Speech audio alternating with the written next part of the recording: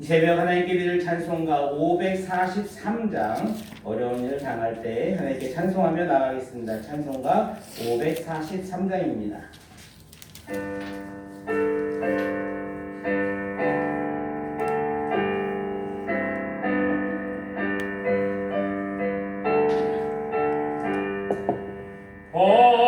어려운 일 당할 때 나의 믿음 적으나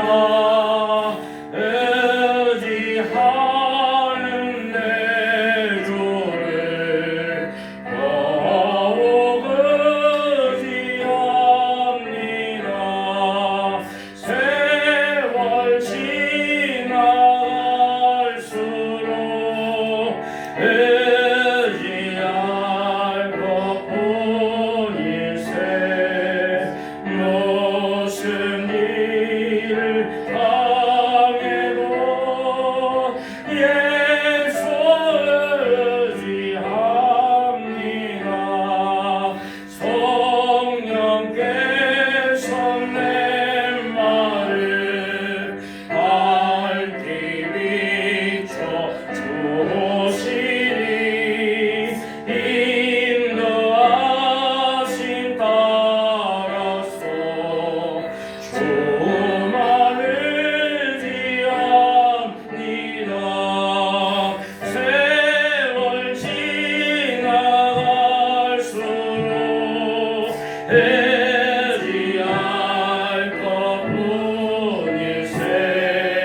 무슨 일을 당해도 예수 의지합니다. 밝을 때의 노래와 어두울 때의 기도로 위태할 배도를 주께 간구합니다. 세월 지나갈수록 의지할 것뿐일세. 무슨 일을 당해도 예수 의지합니다. 생명 있을 동안에 예수 의지합니다. 천국 올라가도록 의지할 것뿐일세. 세월 지나갈수록 의지할 것뿐일세. 무슨 일을 당해도 예수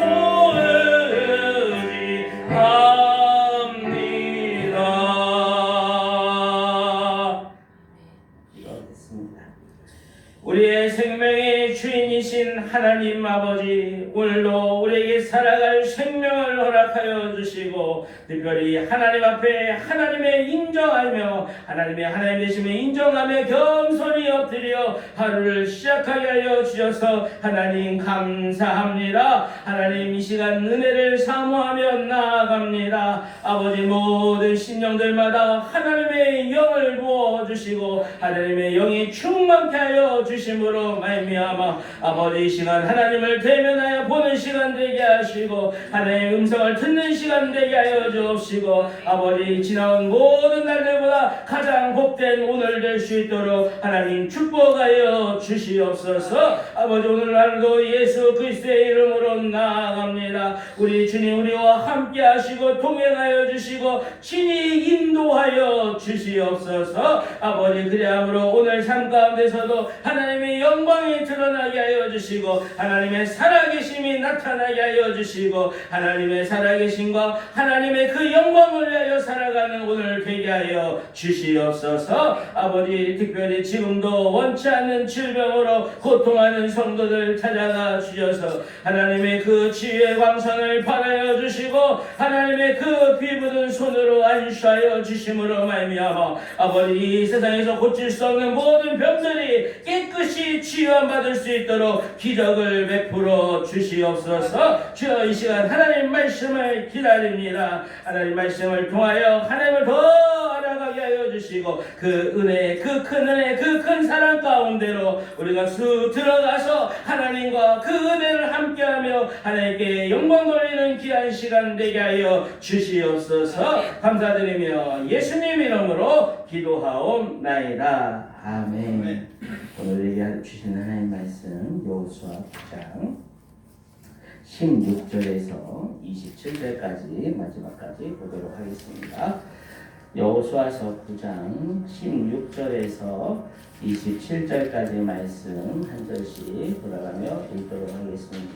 구약성경 333페이지 여호수아서 9장 16절. 그들과 조약을 맺은 후 사흘이 지나서야 그들이 이웃에서 자기들 중에 거주하는 자들이라 함을 들으니라.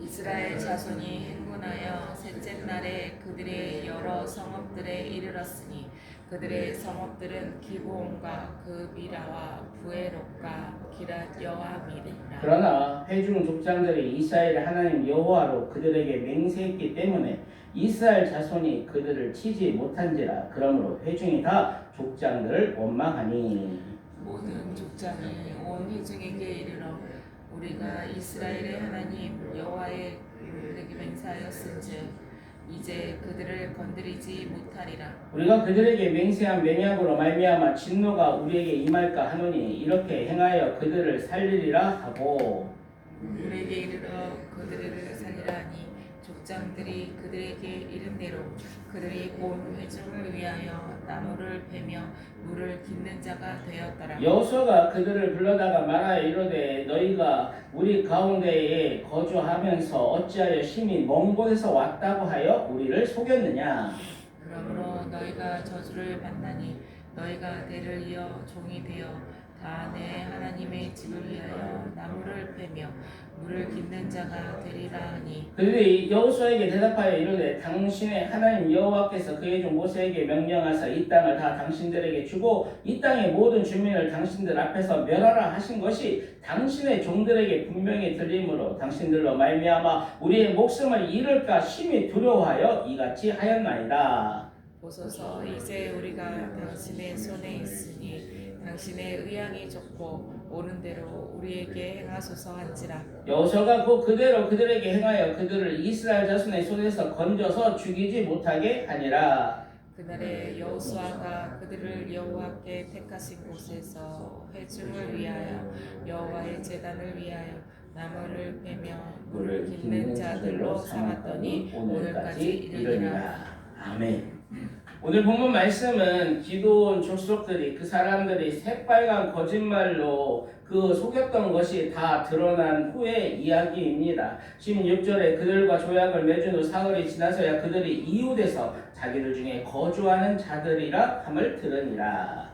그렇게 기브온 족속들이 거짓과 속임수로 맺은 언약일지라도 하나님의 그 거룩한 이름으로 맺은 약속이기에 그 언약을 깨뜨릴 수가 없었습니다. 18절에 그러나 회중 족장들이 이스라엘 하나님 여호와로 그들에게 맹세했기 때문에 이스라엘 자손이 그들을 치지 못한지라. 그러므로 회중이 다 족장들을 원망하니 이스라엘 백성들은 기브온을 잡고 가까이 있고 하나님 말씀대로 치지 못해서 그들은 분노하고 족장들을 원망했습니다. 그러나 이스라엘의 지도자들은 하나님으로 한 번 한 약속이기 때문에 그것을 지켜야 한다고 말하는 것입니다. 19절에 모든 족장이 온 회중에 이르되 우리가 이스라엘의 하나님 여호와로 그들에게 맹세하였은즉 이제 그들을 건드리지 못하리라.